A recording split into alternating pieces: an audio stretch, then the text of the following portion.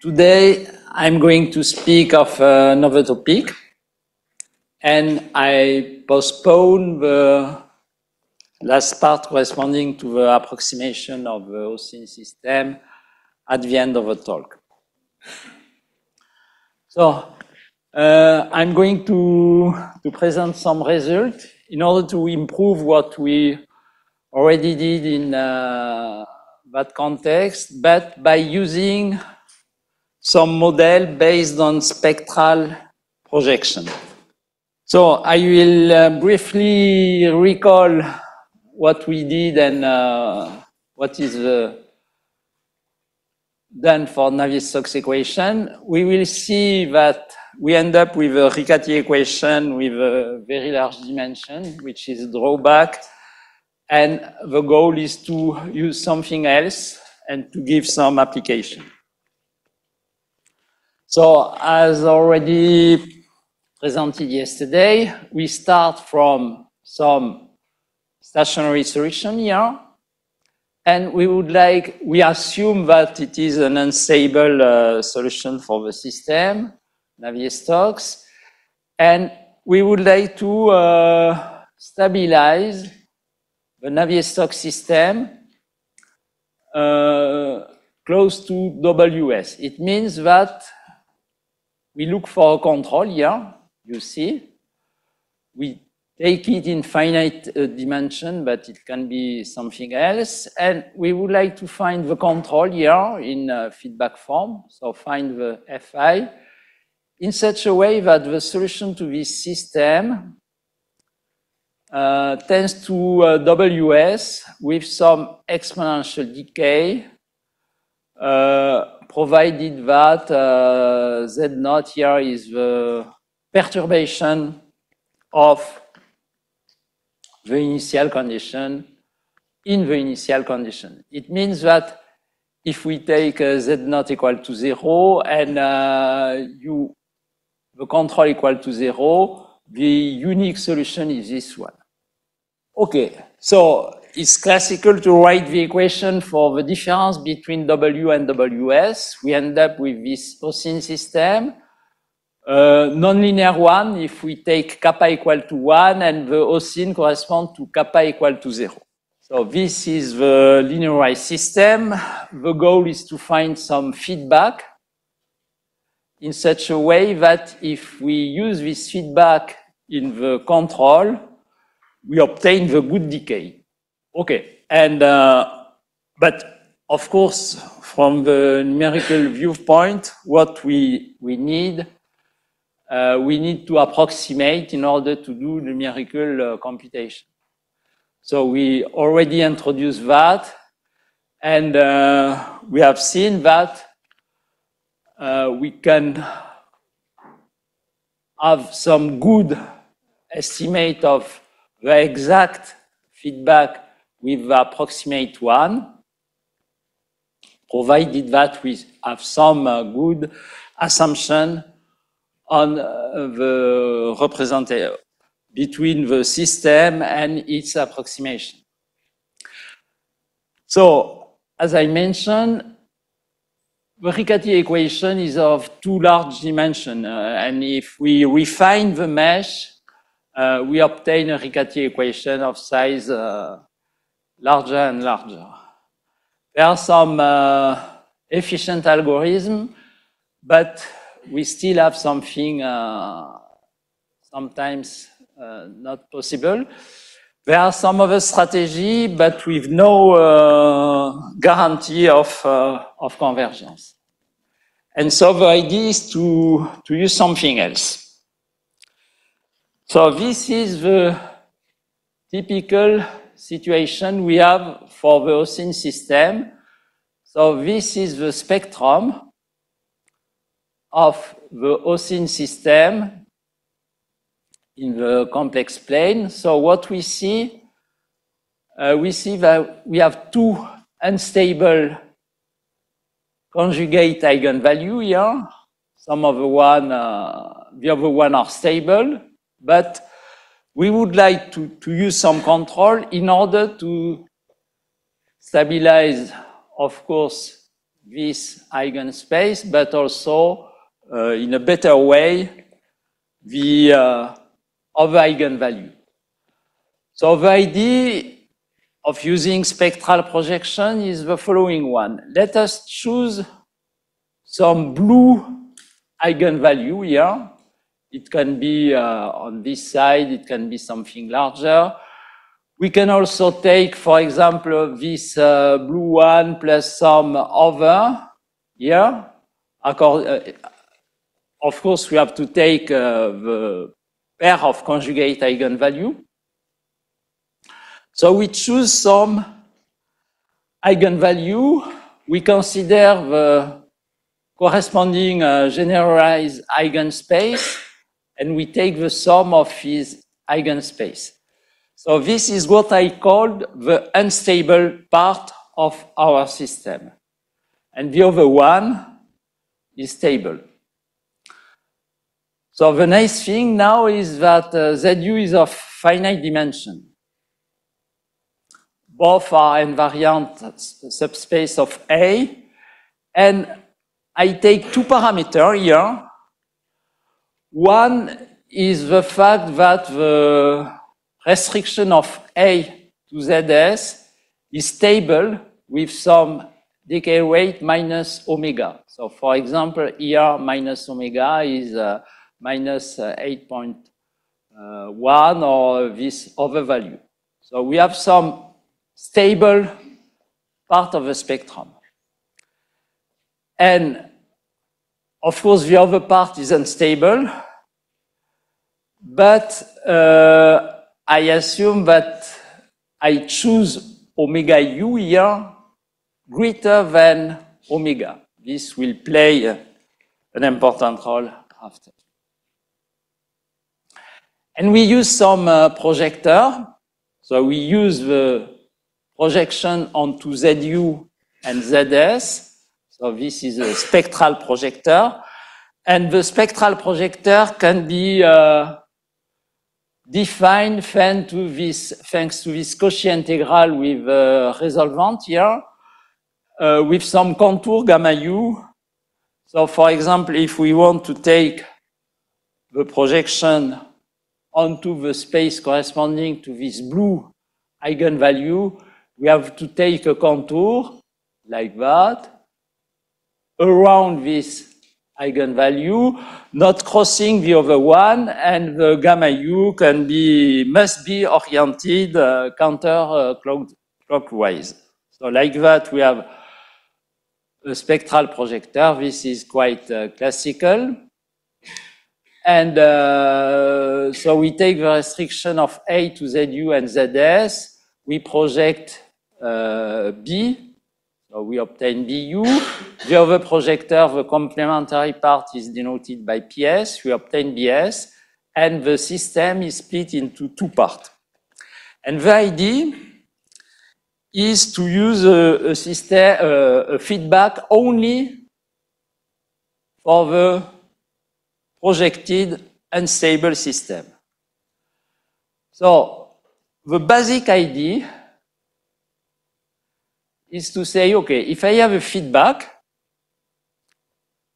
for the system defined in ZU, so in such a way that this is exponentially stable, but with the imposed decay rate here minus omega u, and if I apply the same feedback not only to the unstable part, but to the full system, that is, I take Ku, of course I have to take the projection here because Ku is only defined on ZU. So if I take this feedback for the full system, I keep the decay rate minus omega t. And this is because we have these two conditions, and we are going to see why. It's very simple. So we start with Z, and with the feedback we would like to test here. And we decompose the Z. So for ZU, since A is projected here, I obtain ET, AU plus BU, KU, PU apply to the initial condition. Of course, for ZS, I have to take into account ETAS, applied to the initial condition projected onto ZS, plus the term coming from the control. So in the term coming from the control, of course, I have BS here, and I have AS. So this is the Duhamel formula in ZS with the control KU, ZU at time tau. Okay, so what I use the exponential decay of ATS, ATAS, and the decay of ZU here. So these are my two assumptions. And now I compute the norm of ZS, and I can take this majorization here for this part, taking into account this decay, and for the other part, I just use the decay I have for AS here, but I have ZU. Now, I put E minus T omega outside the integral here. So what is remaining is plus tau omega, which is unstable. But this guy is stable. So this guy is stable like that, okay, with tau. So finally, I have E tau omega minus omega u. But omega u is greater than omega. So this exponent here is negative. And so when I look at that, this is the exponential decay I wanted to have. So as a function of tau, this is in L1. As a function of t minus tau in t, this is also in L1. This is independent of time. So I have a convolution between two L1 functions. I get something in N infinity. This is exactly what I wanted to have. It's the result which is mentioned here. So the idea is if I have an unstable system, the other part is stable. If I choose correctly the decay of the for the feedback and the decay of the initial system, I can stabilize the full system with only a small control. And this is particularly nice because assume you have a Navier-Stokes system, the full Navier-Stokes, which is of infinite dimension and nonlinear. You linearize, you have OSIN, which is still of infinite dimension, which is linear. You use the projection. For example, with the picture I have given, only two eigenvalues are sufficient. You take this projection, you compute a control for the projected system of dimension 2. You have to solve the Riccati equation of dimension 2. You apply to the Navier-Stokes system at either the discrete one or the continuous one. And finally, what you get the local, of course, it's a local stabilization. You obtain the local stabilization of an infinite dimensional system with a control of dimension 2, which can be easily computed. And you can, so what is nice is that if you refine the mesh, you increase the accuracy, but you do not increase the size of your Riccati equation. So this is why this method is particularly interesting. Okay. So now we have to explain because when I speak of OSIN, even if I project, I still work with something which is which comes from the infinite dimensional case. I have to make some approximation, numerical approximation. So I use some, sorry. Okay.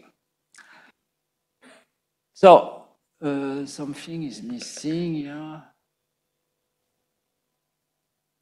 Yeah. So, so I make some approximation. It can be a numerical approximation. It can be also a penalization method, not necessarily a numerical approximation. So I introduce the two projector, and what I would like to do at the discrete level, that is for the approximate system, what I explained for the infinite dimensional system, even if it was on ZU. So I would like to use a projector also, but for the approximate system. And I would like that the spectral projector for the finite dimensional system, if it exists, approximate correctly the previous projector. And if it is the case, assuming that I have some assumption for the approximation, I would like to check this type of assumption for the projected system and use the previous machinery. Okay. And I explain here that the basic idea which works at the continuous level works also at the discrete level, even if I apply not to AH, but to A. Yeah, there is some subtlety. Yeah? I take some feedback if I can construct it, which stabilize not only AUH, but also AU. So it means that I use the result of lecture 1 not for the full system, but for the projected one, provided that all the assumptions for the projected one are satisfied. And using result of lecture 1, I obtain also this type of decay, and the calculation is exactly the same one as before. So now I would like to define the spectral projector for the discrete system. So what I do is the following thing. I choose the same contour as for the projector PU, and I would like to prove that if H is small enough, this contour here is included in the resolvent set of AH for any H. And this is a consequence of the gap theorem we presented in lecture 1. So it means that if I can prove, and we already proved that, if I can prove such an inequality between the initial resolvent and the approximate one, with lambda here and mu, or with lambda and lambda naught plus lambda here, then I can show that this is invertible, but not only for lambda naught, but also for lambda naught plus lambda when lambda is in gamma u. So it means that for any mu in gamma u, this is invertible. It means that mu is in the resolvent set of AH. And this is a consequence of the result introduced in lecture 1. So now I know that I can use here the same contour to define PHU with the resolvent of AH. So I rewrite the same machinery as before. I split the system into the stable part and the unstable one. And the nice thing here is that I can show easily this estimate here. Why? Because since I have taken the same contour here, when I take the difference between the two projectors, I have to estimate the difference between the two resolvents. But this is an assumption. Okay, so thanks to that, I obtain the decay rate, the same decay rate for the projector here with some S.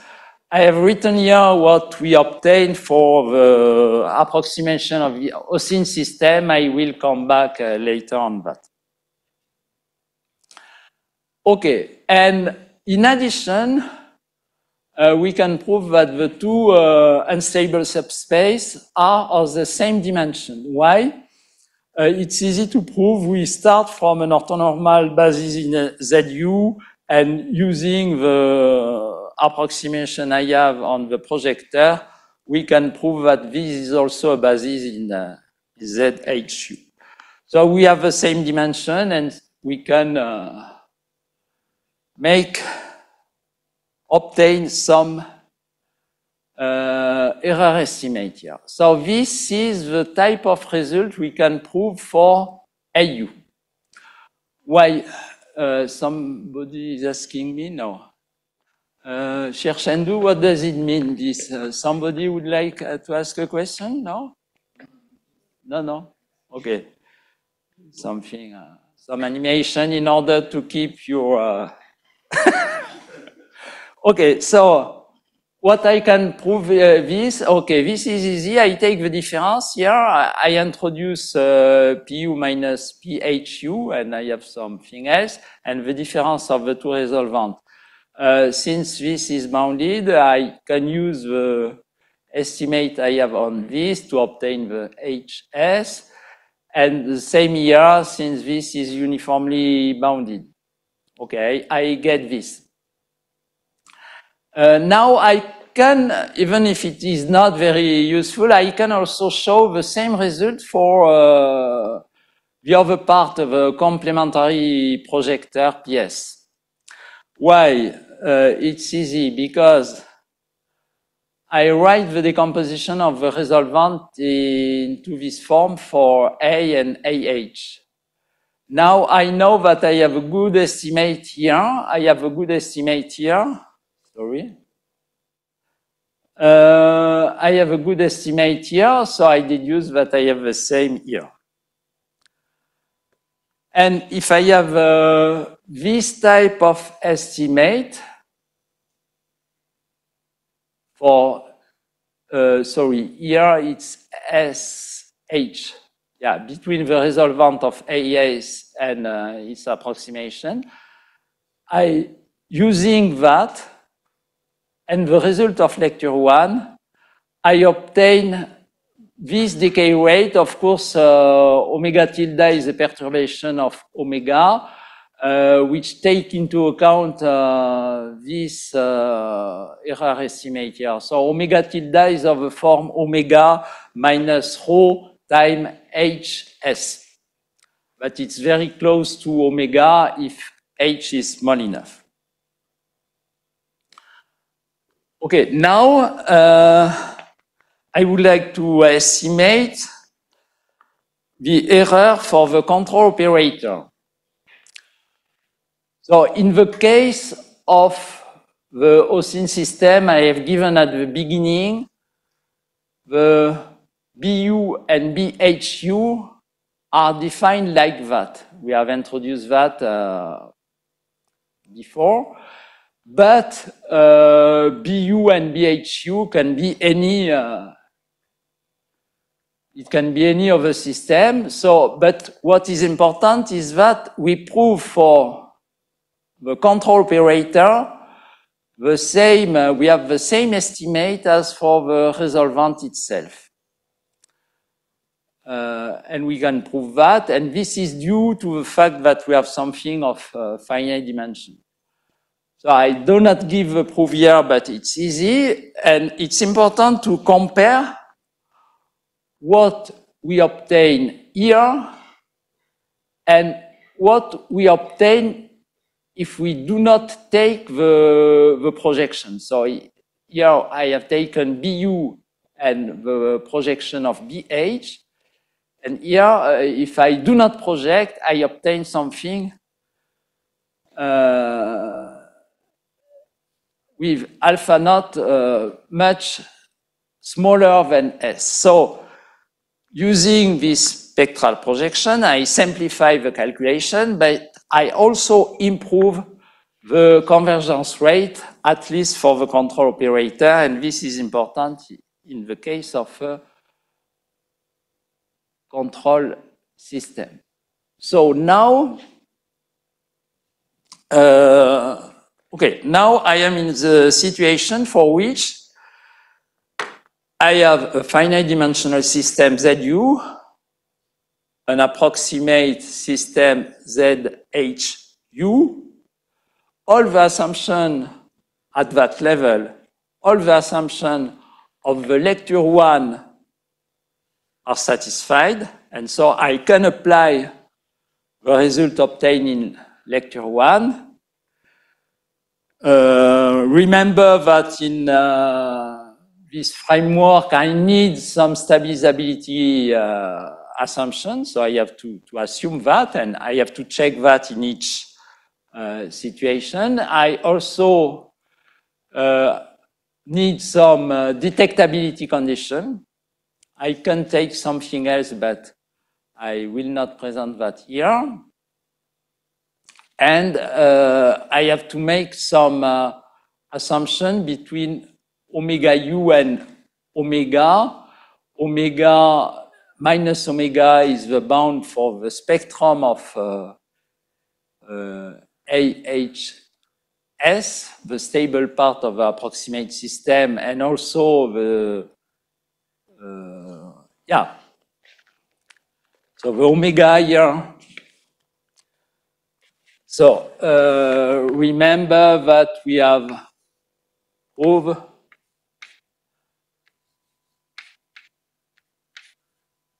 for the approximate system of the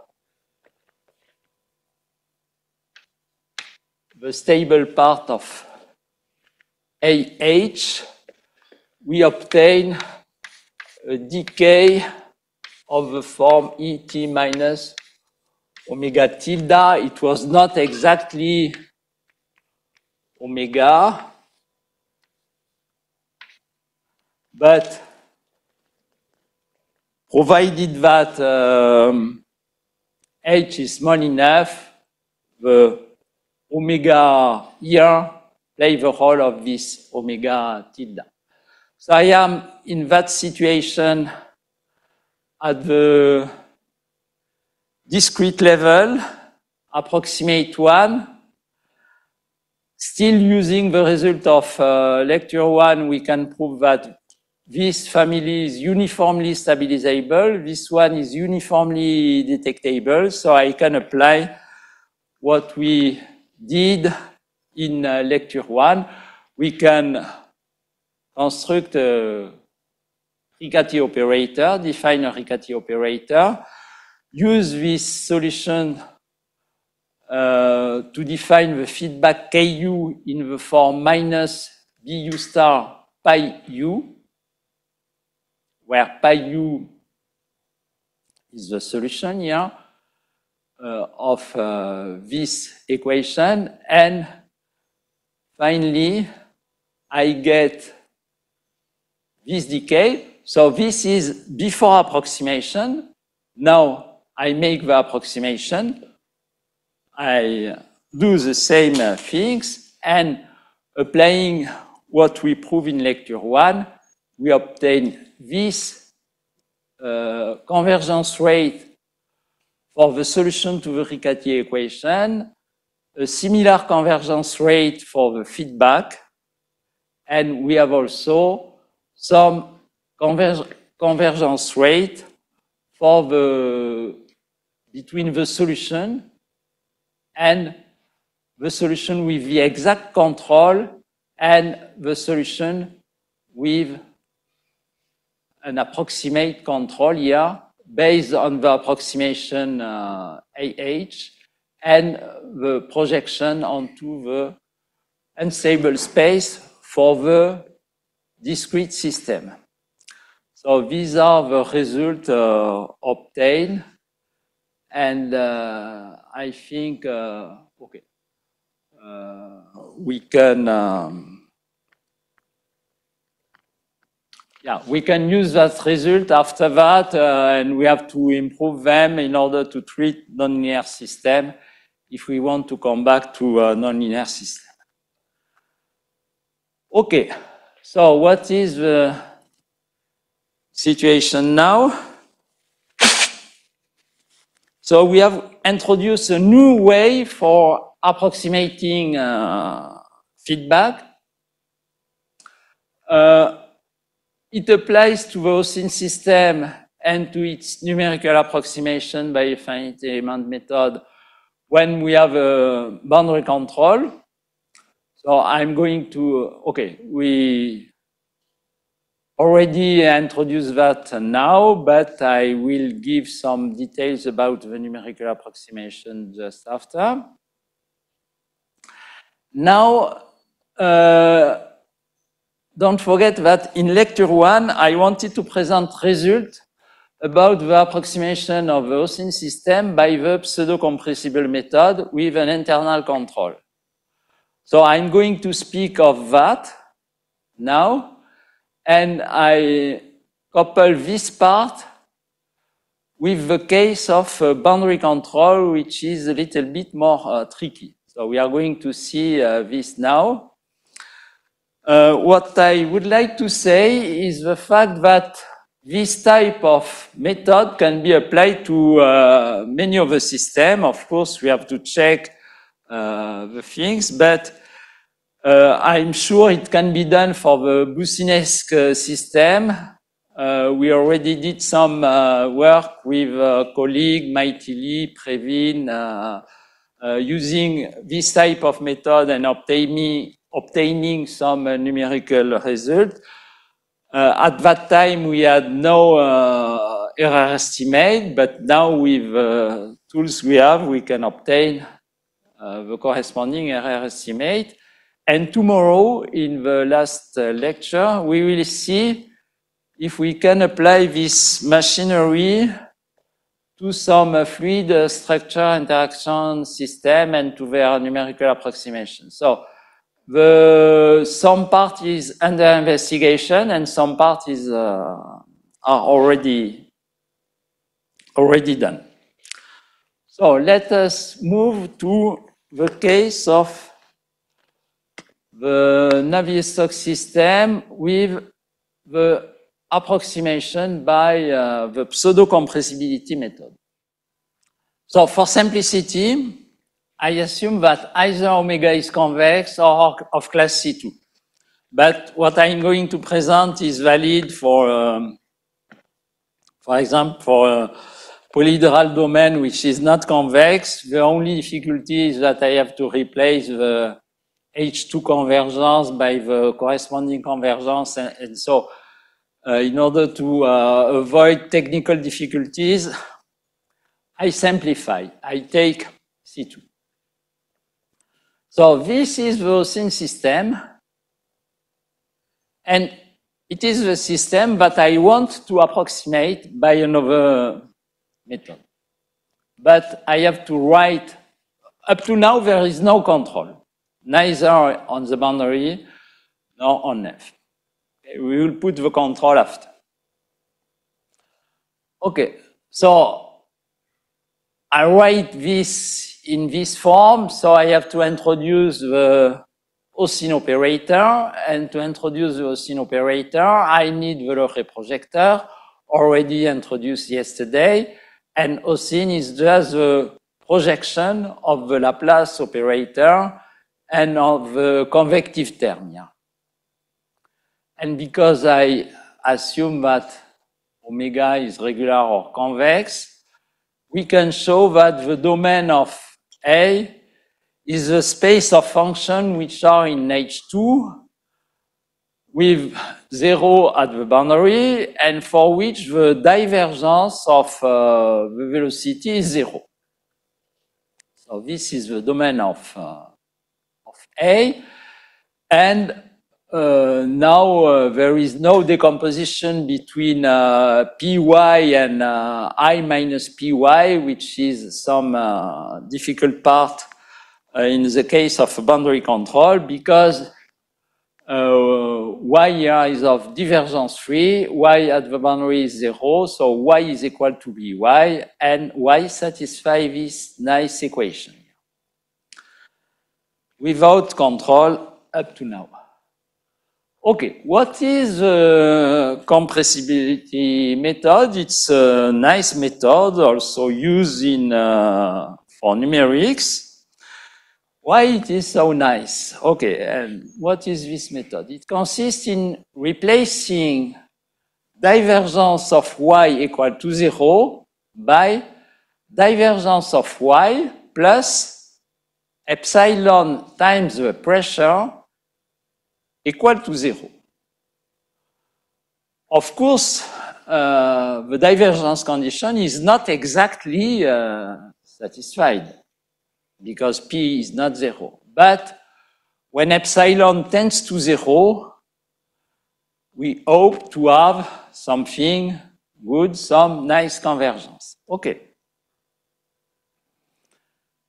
Here I have taken WS epsilon, an approximation of WS. It's not an important point, but of course we can take the approximation of WS by the pseudo-compressibility method at the nonlinear level for the stationary Navier-Stokes system. It's not a big issue. I can take the same or not here. Okay, why it is so nice? Because now I can write that the pressure is equal to -1 over epsilon of divergence y. And so when I replace,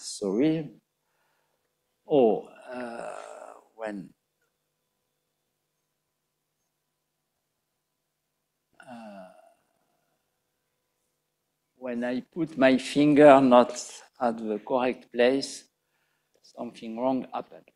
So now when I replace here, I obtain this term, but this is a very nice elliptic operator. Why? Because you have this grade of divergence y. Assume that you take the variational formulation corresponding to this. I take omega, z is the test function. I take z in H1 0.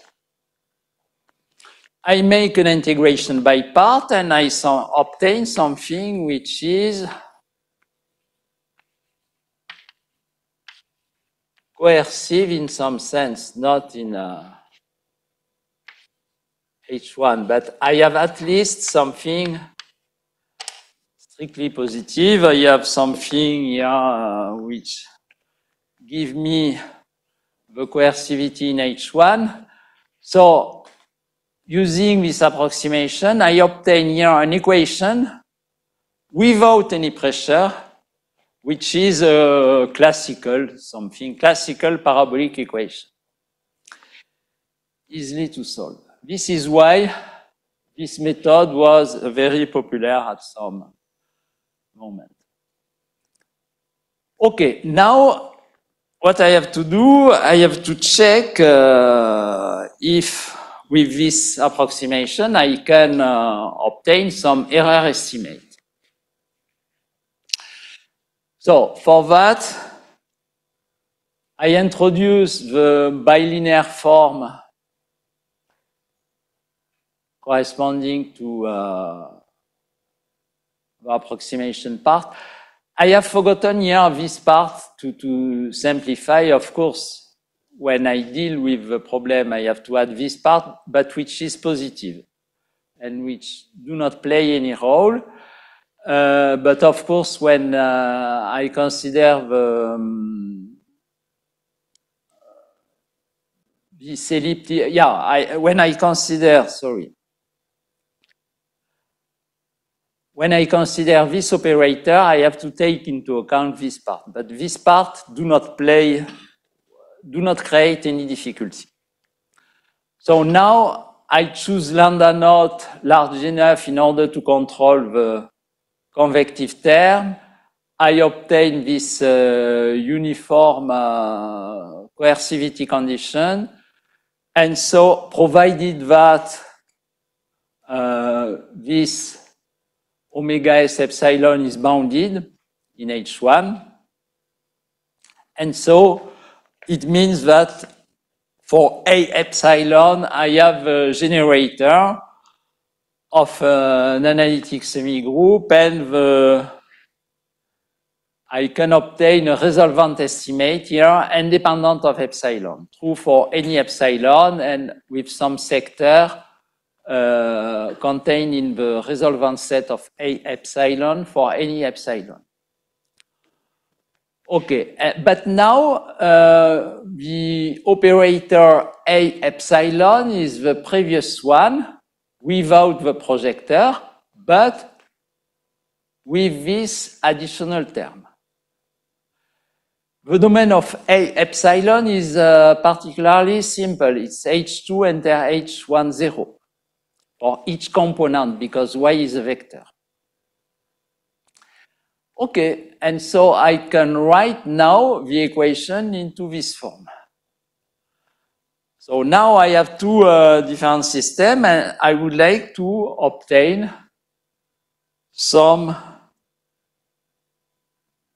error approximation between the resolvent of A and the resolvent of A epsilon of this form.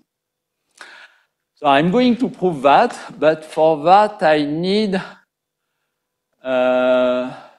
previously some additional results. So I have to prove this.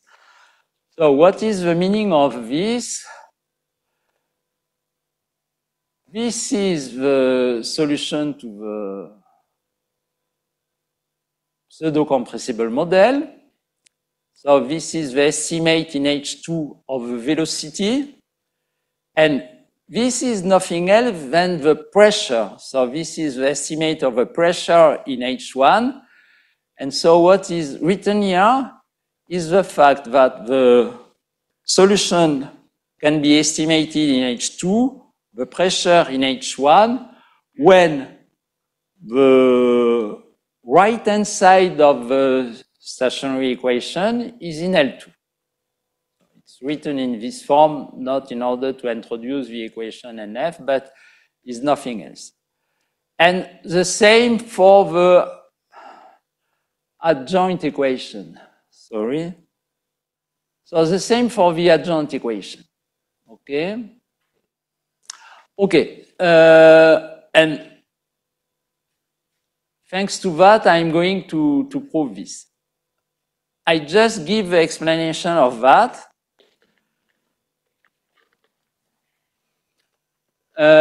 For simplicity, I take lambda naught equal to 0 and WS and WS epsilon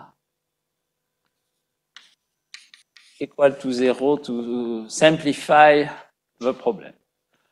So what is the situation now? I have just the Stokes equation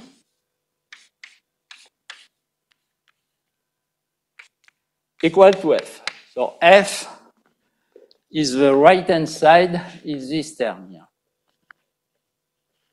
So this is in omega. Now I have divergence of Y plus epsilon p equal to 0 and y equal to 0 on gamma. So the idea is very simple, is to say, okay, I know very well estimate for Stokes. So I consider this equation as a Stokes equation. It means I write it in this form.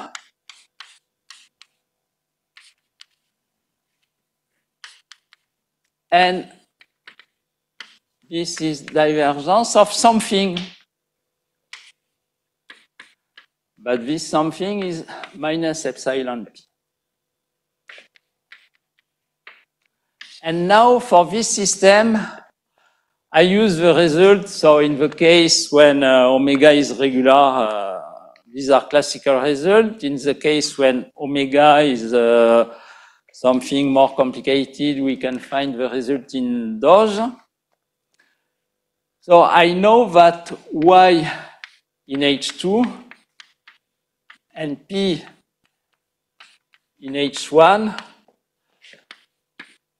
are bounded by the right-hand side here. This in L2 and H in H1.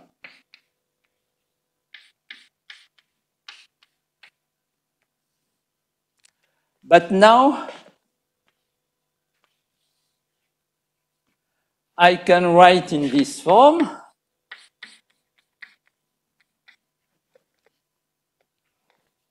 One minus epsilon c p H1 is bounded by c f in L2. And it's enough. It's exactly what is written, provided that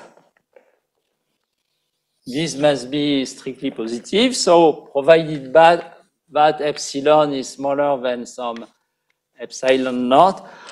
So the difficulty here is for epsilon small. For epsilon not small, we can use something else to obtain the result is also true, but the proof is different. Yeah. But I use this only in the neighborhood of 0. I need something for epsilon small. And I can do the same for the adjoint equation. So when I take Stokes, the adjoint equation is the same, but when I take Oseen, the adjoint equation is a little bit different. So now let us prove this. Okay? So I take y as the solution to this Oseen system. Now I take the correct Oseen system, not this simplification. And I consider the corresponding solution, but for the compressible model here, pseudo-compressible model. Okay?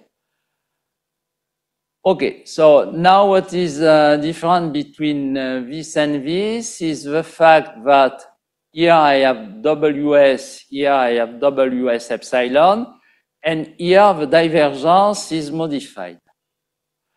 So I introduce another intermediate solution here, in which I take not WS, but WS epsilon, but I take the same divergence. So the two solutions are two Oseen systems with the exact compressibility condition, but with two different convective terms. So the difference between the two can be estimated easily with some calculation in terms of the difference of the convective term here in H1. And so if I know how to estimate the difference between this and this, in order to estimate the difference between y and this y epsilon, I need only to estimate the difference between the two, So the gain is that now I have the same here convective term. Okay. So I write the equation for the difference of velocity and the difference of pressure, and I end up with this equation here. When I take the difference, since y is with divergence equal to 0 and the other one is penalized, I finally obtain only the difference of epsilon times q here. So now, in order to estimate what I want to have, the difference between the two solutions in H2, I introduce the following adjoint system in which I put here the solution I want to estimate in the right-hand side. And I make an integration by part between the two systems. And you can trust me, I obtain this identity, making just the integration by part. Okay, it is sufficient to multiply this by z epsilon and transpose the operator. So this is equal to the term I have here times the pressure corresponding to the adjoint system. Okay, Q is bounded by L2. And I have the pressure of this system. But now, using this estimate for the adjoint system, I can obtain the estimate of the pressure in function of the right-hand side. This is what I write here. And so I have this, which is bounded by this, but this quantity is bounded by this one. And finally, I can simplify, and I obtain the fact that the norm of y epsilon below with y epsilon above here, the norm in L2 is bounded by some constant times epsilon, which is exactly the result I have written here. So now I have a nice error estimate for the resolvent. Thanks to that, in the case of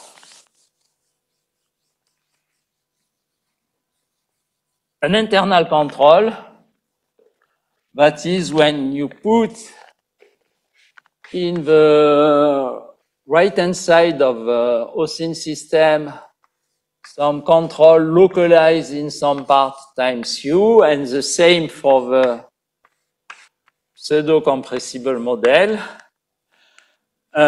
It's easy to, because you have a bounded operator B, it's easy to estimate the difference between the B and the B epsilon and to apply the result of lecture 1. Okay. But now I would like to study what happened for a boundary control.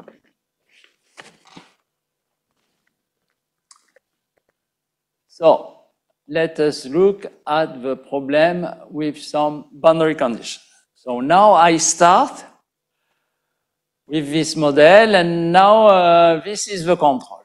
Okay, I take a control of finite dimension. It can be something else, but I take this control, and I choose correctly the support function GI. I assume that they are regular, that the normal trace is a mean value 0 in order to have some compatibility condition with the divergence condition.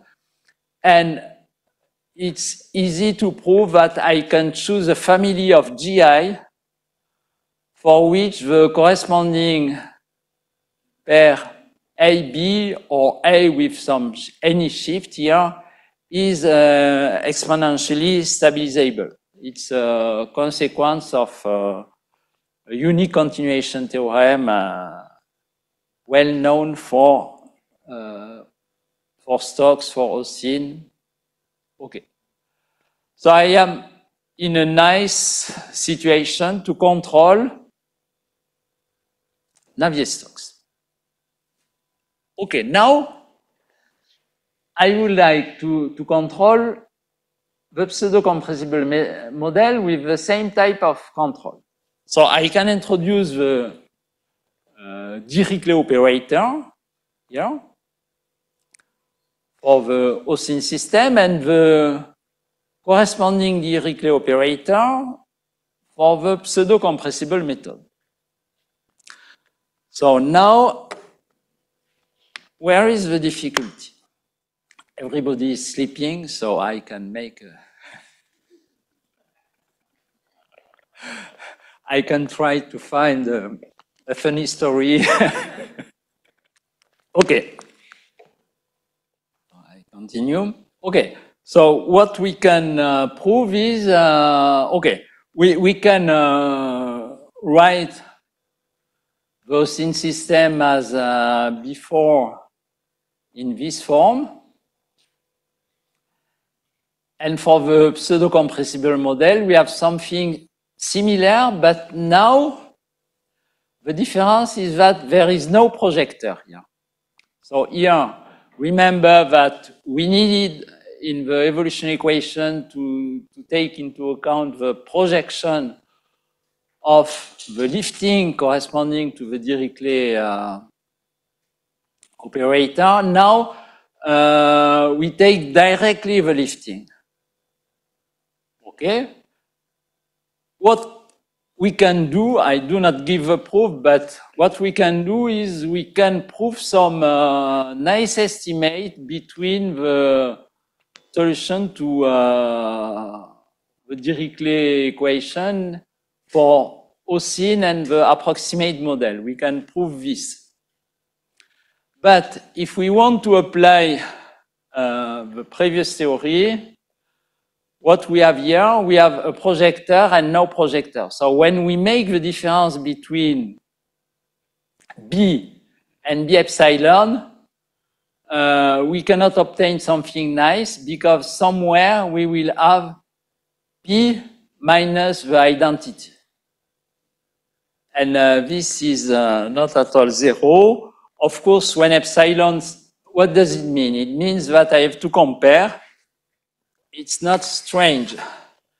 I have to compare some control solution Y and some other Y not. When I take P minus Y, okay, when I take this with two solutions, finally, I have to estimate something of this form. Of course, the other part is easy to estimate.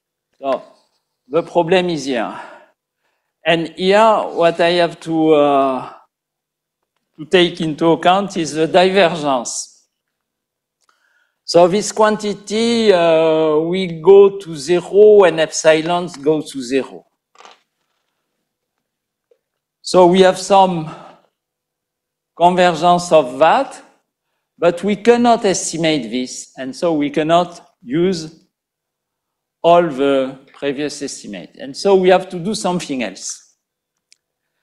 And now the miracle is that I must speak about miracle in order to make you awake.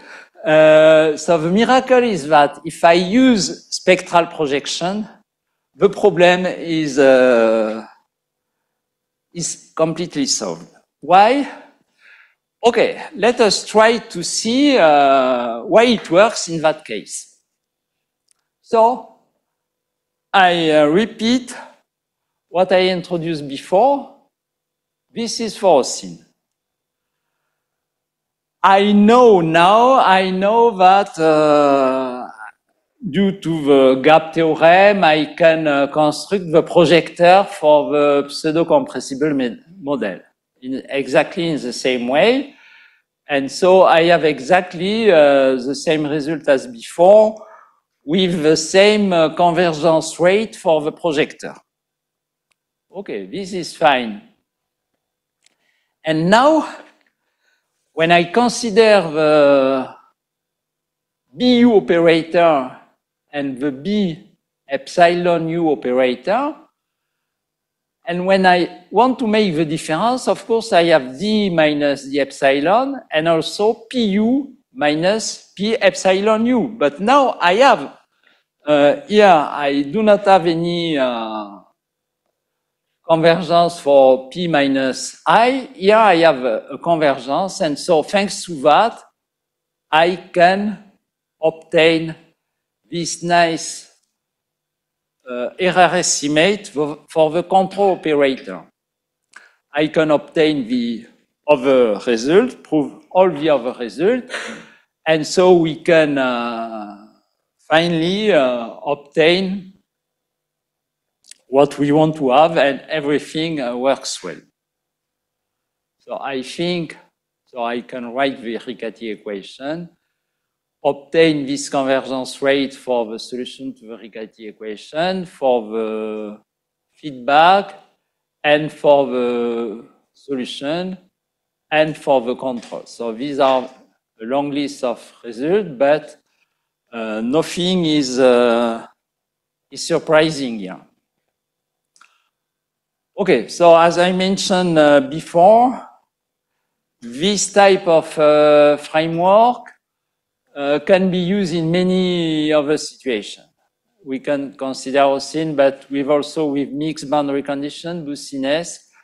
We will see that the situation is more complicated for that, but I think it's a nice method. I would like to present some reference. Okay, these are the long list of papers with Mehdi, but I would like to mention the paper I already mentioned by Maithili, Ruchi, Previn, that we published in 2021. It's about the numerical stabilization of a Boussinesq system. Here we introduce the numerical method to find the feedback. There is no proof of error estimate, but I'm sure that what we did, and I have forgotten to write here, because it's in lecture 1, I wanted to mention a paper by Kevin and Marius about also the pseudo-compressible approximation in the case of an internal control. They obtain a very similar result and maybe other result. It's a published paper in 2021. And it's a nice paper, but you obtain this type of result by a completely different method. Without error estimate. So what is new here is the error estimate in function of y. Okay, so now you are surprised because usually I have 1 hour and I take 1 hour and a half. And today I have 1 hour and a half and I take only 1 hour. No, okay. There is some dessert. Okay, so now I take the opportunity to have half an hour to come back to what I explained yesterday about the numerical approximation of the OSIN system. And I have taken only a short part.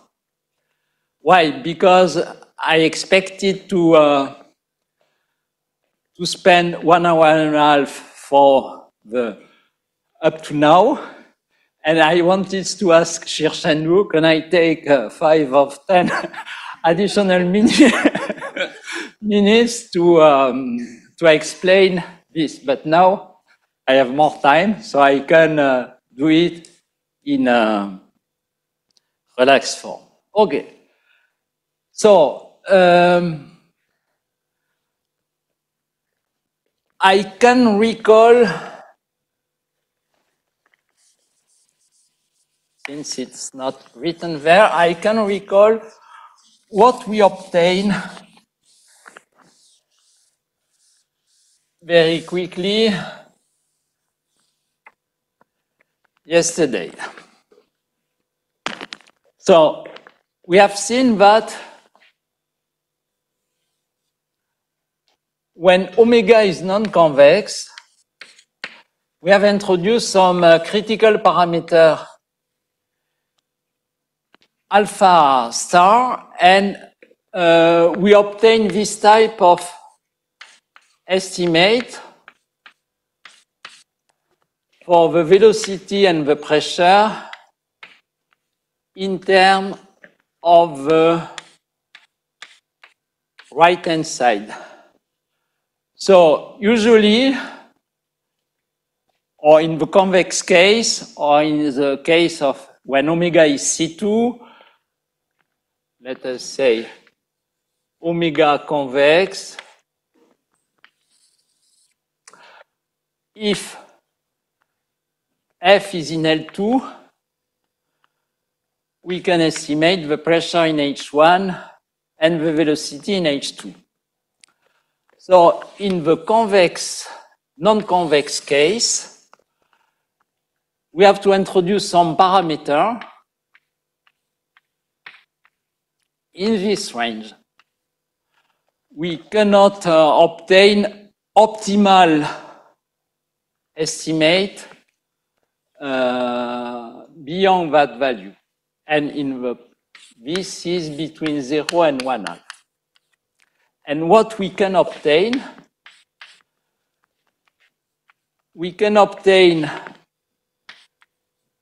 (3 alpha plus alpha naught for the velocity, 1/2 plus alpha naught for the pressure, when the right-hand side is in alpha naught minus 1/2. But as Shirshendu told me yesterday, this is in a negative Sobolev space. So it's optimal in that case. What happens if F is in L2? We can work with other technique and other results. There are nice results in the book by Mazia and Rosman.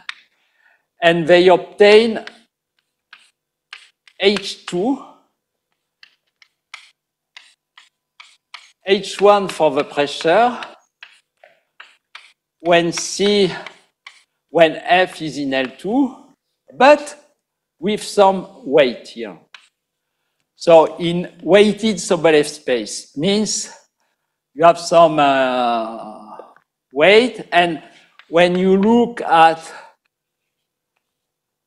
some kind of best embedding you can obtain, we end up with something very similar. So we cannot do better than that. And when we have a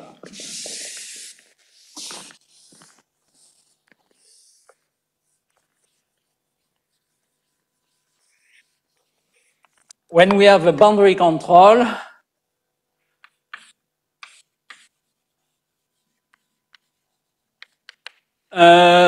if we want to have H2 in the convex case, we have to take the control G at the boundary not only in H3 alpha plus mean value of a normal trace equal to 0, but we have to take a closed subspace that I denote by V dot 3 alpha.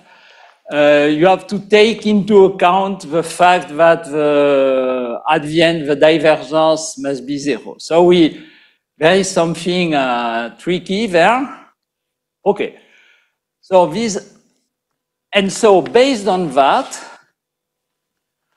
when we want to make a numerical approximation in H1 for the velocity and L2 for the pressure, we obtain something of this form.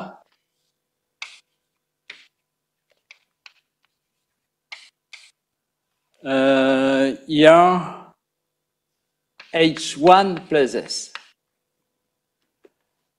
So this is more or less what is in the paper by Gunzberger.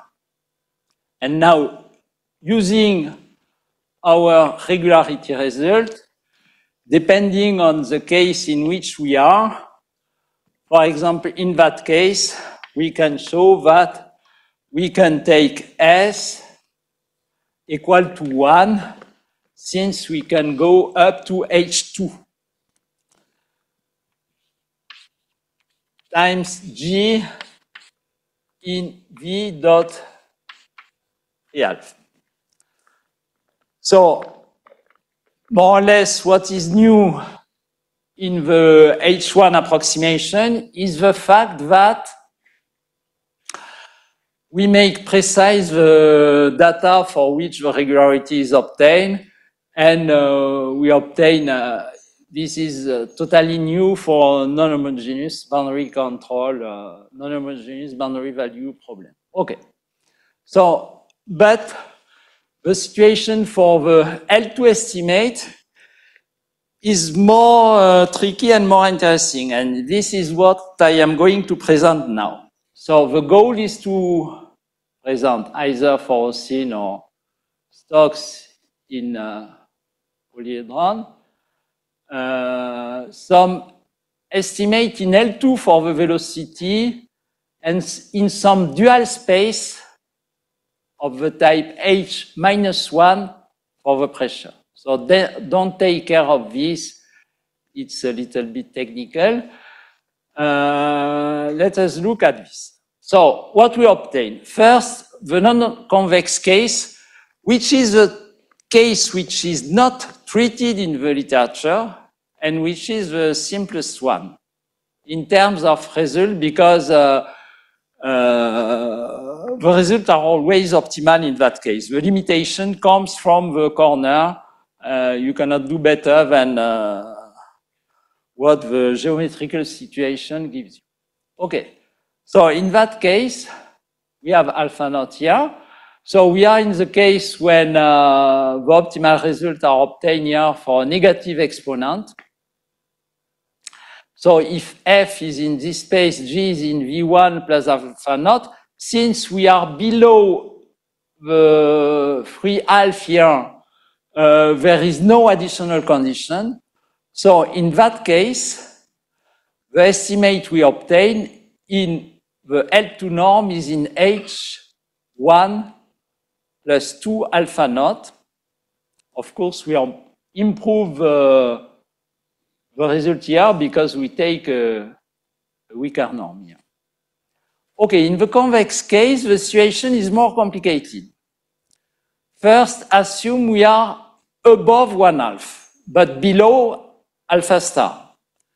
So in that case, we can obtain something better than H2 here. And now this is a positive exponent. Okay, this is the first result. And of course, here we need the condition coming from the divergence, but which is here explicit. It's only difficult to characterize in the limit case, which is here. Here we are above 3/2. Okay, so this is the first result we obtain. Now, if we take convex, but we would like to have something in H epsilon. Why? Because we cannot do better than that if we take exactly the limit case here. So this is the restriction, and we cannot remove the epsilon here. We obtain this for all epsilon, and of course the constant here depends on epsilon. This is missing, but now, if we are in the limit case, but if G is with compact support far from the edge, In that case, the additional condition coming from the divergence on the edge is no longer needed. And in that case, we can recover the H2 convergence, of course, with a sequence depending on the distance between the support of G and the edge. So these are the results we obtain, and for which I'm going to give some flavor of the proof for regular data. Now, we are interested in the case when the data are not regular, for example, when G is in L2. And still, we have to make the distinction between the convex case and the non-convex one. So I choose f equal to 0 to simplify the result. So now in the non-convex case, still as before, there is only one result. It's optimal. We cannot do better than that. So if G is in sufficiently regular, little bit better than L2, we obtain this type of result. In the, I think, sorry. I don't know if there is a mistake or not. Let us check.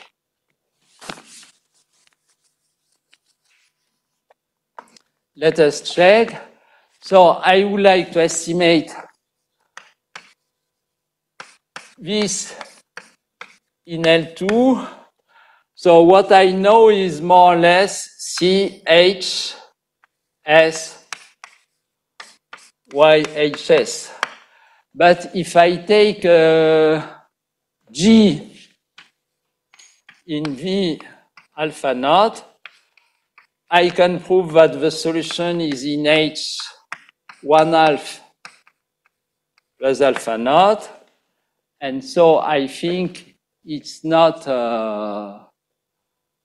alpha naught, but yeah. So the gain, okay. No, we are going to see in the proof if, now what is strange is we can obtain something, if alpha naught is equal to 0, we obtain something better than that. I'm sure there is a mistake here, but we are going to see in the proof what happened. Okay, when omega is convex, we still have this, but now G is in L2. So if we take G in L2, we can remove here the epsilon, provided that we take G only with a tangential component. So if we assume that the normal component of G is 0, we can remove this condition, the epsilon here in the condition. So this is the first result. And the second one is of the same type as before. We can remove the epsilon if we can take a G which is supported far from the edge. Okay, so these are the results. And so let us explain what is the method which is more or less classical, at least that one. The second one is a little bit more novel. So for simplicity in the presentation, I take here the Stokes equation in order to avoid the fact that we have a different bilinear form here. So I take YP, the solution to the Stokes system, with the right-hand side F and G. So F is the source term, and G is the boundary value of Y. I take the same for the approximation of Stokes by a finite element method. I take F, but I have here to take the projection, orthogonal projection onto the straight space of G. Now, in order to obtain the L2 estimate here, I have to introduce some trick due to Oben and Nitsch. I introduce the adjoint equation and I make some integration by part in a nice way. So I take phi psi, the solution to the adjoint system, with the right-hand side psi in the momentum equation and F for the divergence. So I assume that the divergence of phi is equal to F. So phi psi is a continuous function. And now I use the formulation for this, and I compute using all the bilinear form. We end up with this identity. So in this identity, what we have this comes from the stock system. This comes from the data for the adjoint system. And I have here the bilinear form A with y minus yh and phi minus an interpolation of phi, for which I have some nice estimate. The same here for the bilinear form taking the divergence into account, and here p minus p epsilon. And I have here some two terms, and I have this additional term. So this additional term is a duality term on the boundary. Gamma, so G and the projection of G are defined on gamma. And tau is the stress tensor written in this form. For simplicity, it can be written differently, but now I take just the Laplace operator, so I have this. So this is nu times the normal derivative at the boundary of phi, the adjoint state, minus the pressure, and sorry, there is a phi is a vector, so this is a vector, tau is a vector, so the normal here is missing, so it's psi times the normal. Okay, and the idea of Oben-Nitsch is to say, okay, let us take this expression and take, okay, first, take first F, the divergence of phi equal to 0. I take the supremum for psi in L2 equal to 1 of all this quantity. So the supremum of the first inner product give me the norm of y minus yh in L2.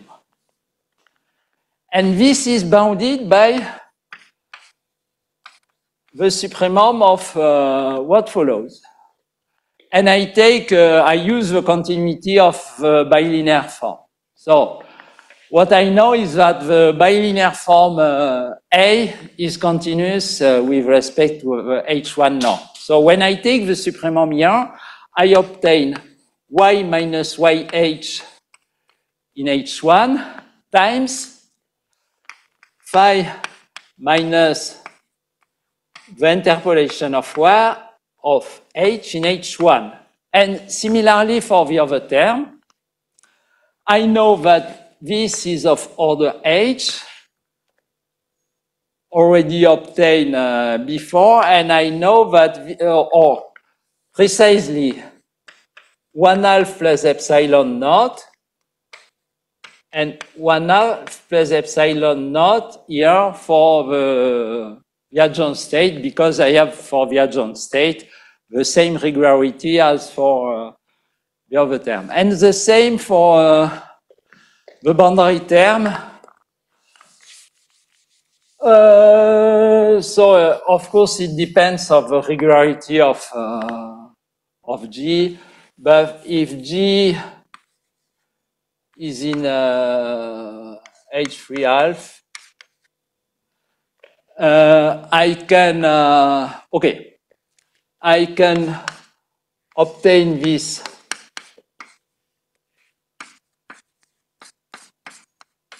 C H, so in L2, H3 half G in 3 half. So it depends, the norm I can take here depends on the norm I can take on tau. So for tau, tau is nothing but than this guy. So it depends on the regularity of phi and psi. So if phi is in H3 half plus alpha naught and psi in 1 half, I can show that this is in H alpha naught of the boundary gamma, and I can obtain easily the estimate for this quantity. So this is the idea of the proof when the data are regular. When the data are irregular, we have to use the transposition method. Means we have to proceed differently. And so using the, I have not written here the transpose equation, but using an integration by part formula between the equation for y, yh, and the adjoint, I obtain this identity by the transposition method, where psi and phi are the solution to the adjoint system, so the continuous one. And now I have also to introduce phi h, psi h, and also the approximation of tau, of t, of the tensor, th, and I obtain this difference. But I have not written here the equation for t minus th, so I have to write it here. So it means that when I write the adjoint equation here, I take the boundary condition phi equal to 0 in a weak form with a Lagrange multiplier, and thanks to that, I have the associated Lagrange multiplier of the solution, which is the stress tensor in this form. So I take for the adjoint another formulation, and the same for the discrete form, and this is why I can estimate t minus th. We can do that. We can do that in this way. We cannot directly make the difference and take the difference between the two equations here. Or more precisely, when we take the difference between the two equations, we have to take here a test function in the same space as here. This is why when I want to estimate the difference between the two stress tensors, I have to estimate separately the difference between the approximate stress tensor and the projection of the stress tensor of the exact solution, and estimate separately this term. But these are the type of estimate we can obtain, and we end up with the corresponding exponent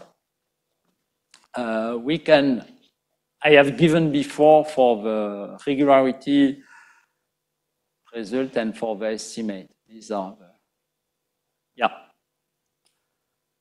so for the irregular data, we have to estimate t minus th, and this estimate depends on h, and these are the value we obtain in the different cases. So this is more or less the end of the story, corresponding to the approximation of the Navier-Stokes equation. Thanks.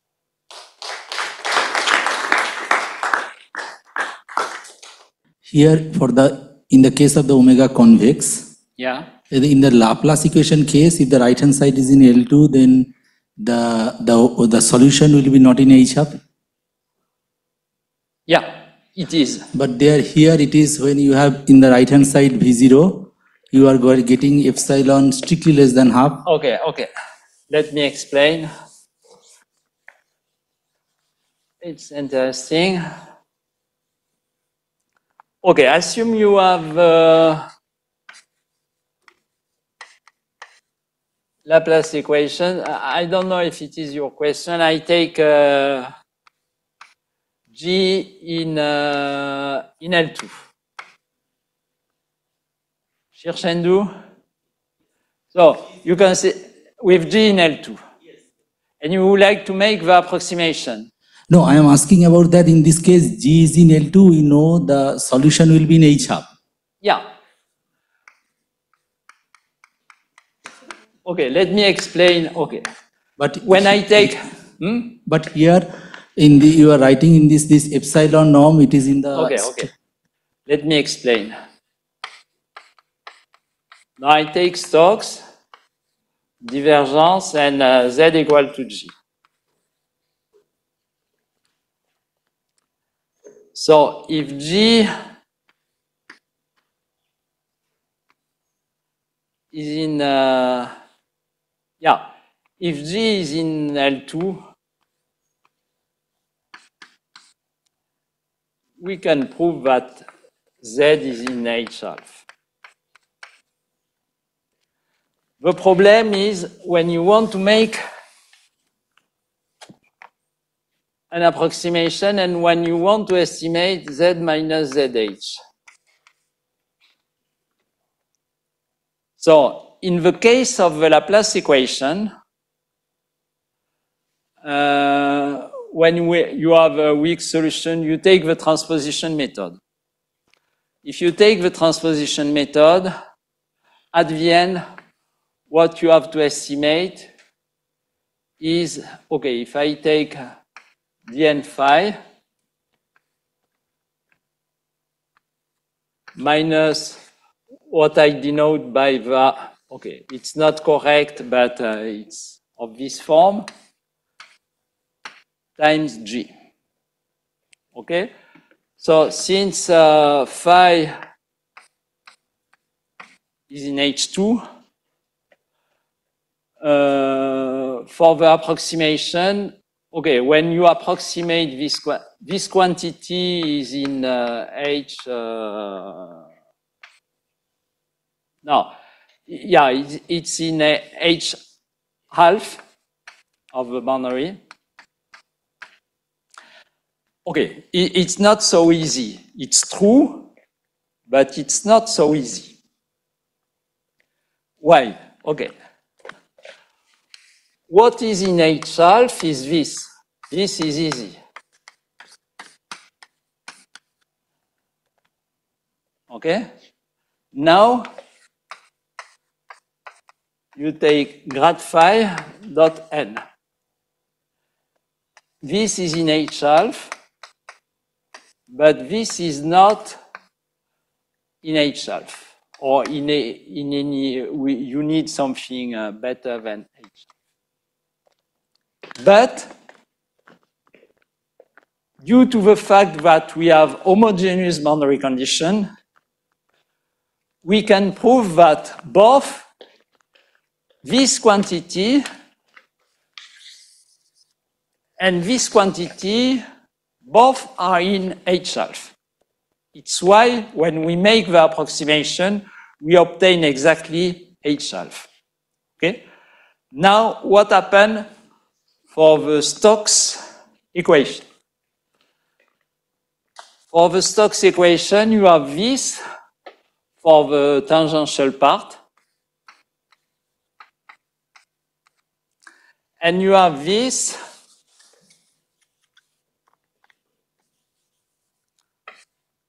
so the pressure and its approximation for the normal component. So now let us look at the regularity. Psi is in H1. The trace of psi is in H1 half. This is nice. But we have still the same obstruction here, means psi n is not in H1 half. And here the remedy is the fact that we use,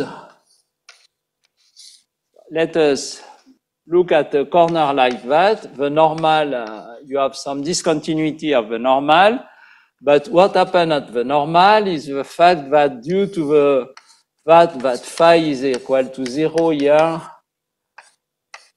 phi equal to 0 here, you have some compatibility condition for the derivative at the junction, and due to that, you are able to prove that this product is still in H1 half. The needed condition for the junction is satisfied. There is some weighted integral that you have to check. Everything works in that case. But here there is no, psi is not 0 at the boundary, okay? So what we obtain, it's not written here, but I have, yeah, it's obtained here. Okay, so what is written here is the fact that if G dot n equal to 0, so the case of a tangential control, in that case, it's not so easy as in the Laplace case. It's not something straightforward, but we can prove that we obtain 1/2. It's not straightforward because we have to use another projector here. Here I introduce the projector pi h. We have to introduce some of the nice. Yeah. But we estimate the error in L2. If we want to have some rate here, we need to take a weaker norm for the equation. Yeah. There is no other question. Let us thanks Professor Raymond again.